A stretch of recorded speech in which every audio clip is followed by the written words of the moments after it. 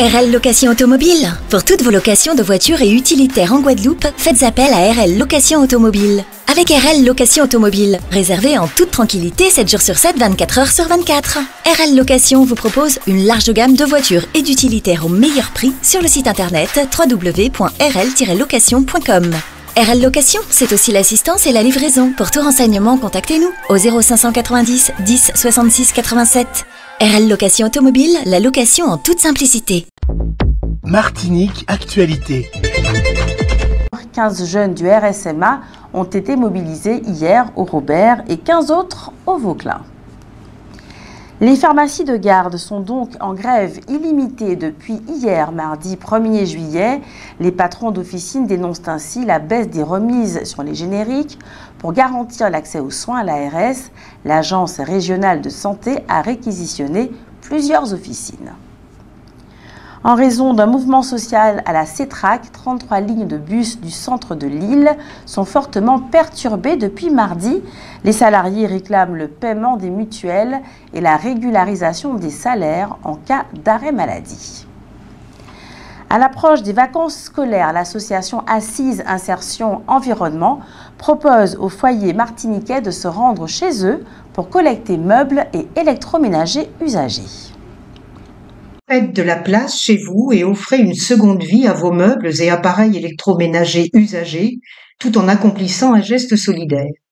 Il vous suffit pour cela d'appeler l'Assise Insertion Environnement au 05 96 76 38 18. Quelle que soit votre commune de résidence en Martinique, les chauffeurs collecteurs de l'association viendront chez vous, sur rendez-vous, recueillir gratuitement à votre domicile meubles et appareils électroménagers que vous n'utilisez plus. Une opportunité à saisir pour commencer à préparer la rentrée d'un bon pied, l'occasion aussi de faire preuve de civisme en accomplissant un geste pour l'environnement, c'est 1000 fois mieux en effet que d'alimenter les dépôts sauvages qui défigurent nos paysages. Une façon enfin de soutenir l'emploi local, puisque les objets que vous donnerez seront réparés ou transformés avant de commencer une nouvelle vie entre d'autres mains. Un recyclage qui s'inscrit dans un processus d'économie circulaire tout en favorisant la réinsertion professionnelle de valoristes bois, réparateurs, techniciens, etc. Ce ne sont pas moins de 120 emplois qui sont ainsi générés par l'Assise Insertion Environnement dans l'ensemble de ces ateliers où sont travaillées des ressources et matières d'une grande diversité. N'attendez pas, appelez le 05 96 76 38 18, 05 96 76 38 18, on vous attend, à très bientôt.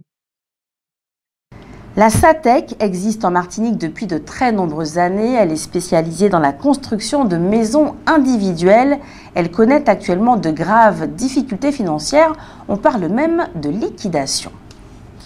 Un bateau a pris feu dans la nuit de lundi à mardi au ponton de Volga-Plage à Fort-de-France. L'origine du sinistre reste floue. Aucun blessé n'est à déplorer. À Chedcher, un vol à main armée a visé une voiture près du casino vers 21h45.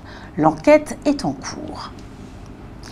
Situées en Polynésie, les îles Actéon sont constituées de 7 atolls. Ces atolls sont inhabités, mais depuis plus de 30 ans, des prêtres catholiques y organisent des campagnes de nettoyage, de plantation et d'exploitation des cocoteraies qui profitent aux Pomoutou ou à d'anciens détenus. C'est donc tout naturellement qu'au nom de la prescription acquisitive, l'Église catholique a sollicité d'être considérée comme propriétaire de ces îles. Le tribunal foncier de Papeete a refusé. En effet, ces terres appartiennent depuis 1950 à 2 SCI appartenant à des indigènes d'une île voisine. Même si la Martinique est réputée pour être une terre de chômage, de nombreuses offres d'emploi ne trouvent pas preneur, notamment dans le bâtiment et la restauration. On notera que la CTM a reconduit cette année son dispositif d'emploi saisonnier. Un emploi est proposé aux jeunes pendant les vacances, mais là aussi, les candidats ne sont pas faciles à trouver. La CAF, la Caisse d'allocation familiale de la Martinique, informe ses allocataires de la fermeture exceptionnelle de toutes ses antennes. Demain, jeudi 3 juillet, l'accueil du siège de Place d'Armes fermera ce jour à 11h30. Durant cette journée, vous pourrez effectuer vos démarches. sur le www.caf.fr. Par arrêté du 13 juin dernier, Miguel Mambert, attaché d'administration de l'État hors classe, a été nommée directrice adjointe de l'économie, de l'emploi, du travail et des solidarités de Martinique. Elle est chargée des fonctions de directrice déléguée. Elle a pris ses fonctions le 1er juillet. Sa nomination est prévue pour une durée de 4 ans avec une période probatoire de 4 mois. Il n'y a pas que l'essence qui a augmenté. Depuis le 1er juillet, le cheval fiscal pour les cartes grises passe de 30 à 53 €, soit 77% en plus. La Martinique est ainsi placée parmi les régions ayant la taxe la plus élevée. En parallèle, le prix du gazole augmente de 6 centimes par litre, atteignant 1,69 €, tandis que l'essence monte modestement à 1,83 €. Il n'est plus possible d'attendre, le territoire arrive à un point de non-retour, malgré nos alertes, écrivent dans un courrier adressé vendredi au gouvernement de nombreux élus.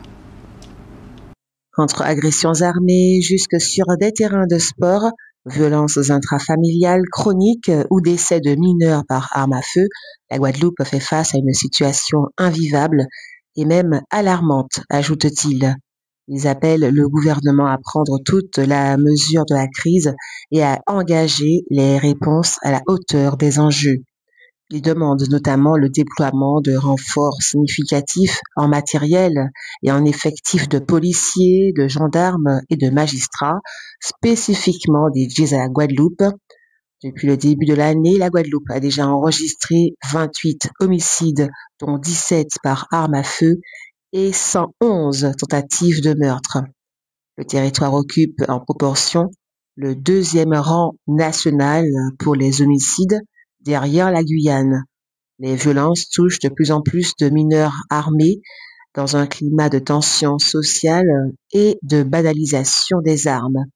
Dans leur courrier, les 4 élus estiment que la région est devenue une zone rebond du trafic de drogue entre l'Amérique du Sud et l'Europe, concentrant toutes les vulnérabilités douanières et sécuritaires. Ils ajoutent que de jeunes ressortissants d'États étrangers sont exploités comme main-d'œuvre interchangeable au service des trafics illicites. Retrouvez maintenant votre rubrique Votre avis compte. Ce soir, vous avez répondu à la question suivante. Faut-il interdire les réseaux sociaux aux Martiniquais de moins de 15 ans? Non, je pense pas que ce soit ça. Vraiment pas. Faut contrôler, mais il faut pas interdire. Parce que tout ce qui est interdit est permis, donc non.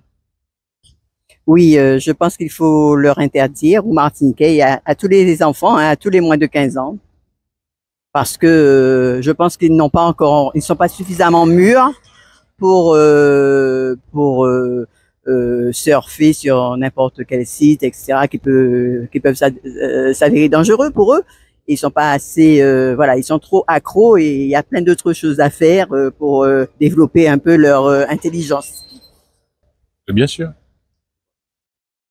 Parce que les esprits des jeunes ne sont pas encore formatés pour faire une sélection par rapport à ce qu'ils voient sur les réseaux. Donc, ils sont amenés à tout prendre, quoi. Oui et non. Oui, ça dépend sur quel site. Il faut avoir des accords parentaux et tout ça, je pense.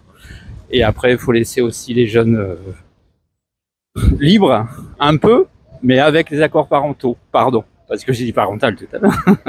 Je pense que oui. Mais, étant donné que c'est une question assez difficile à gérer, il n'y a pas beaucoup de portes de possibilités à ça. Oui, je pense que ce serait une très bonne initiative. Après, comment le faire, je ne sais pas, parce que ça va être très compliqué. Mais avant tout, c'est la responsabilité des parents d'interdire les réseaux sociaux, voilà. Faut-il interdire les réseaux sociaux aux Martiniquais de moins de 15 ans? Ah oui. Pourquoi? Bon. Pourquoi? Parce qu'il y a trop de choses qui se passent sur ça. Ouais. Pour les enfants, c'est à partir de 18 ans, moi, je trouve. Hein. Faut qu'ils soient majeurs. Oui, voilà, exactement. À partir de 18 ans, ça va. Normalement, oui, je pense que ça, c'est dangereux pour certains.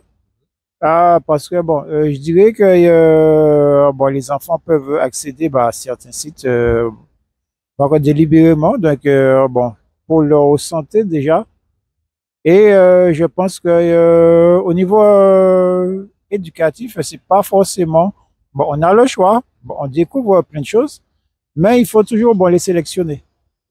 Non, je pense pas qu'il faille les interdire ou les supprimer complètement, mais au moins que ça ait la bonne utilité, que ce soit utilisé à bon escient et qu'il y ait un contrôle parental derrière. Je pense qu'après, ça irait.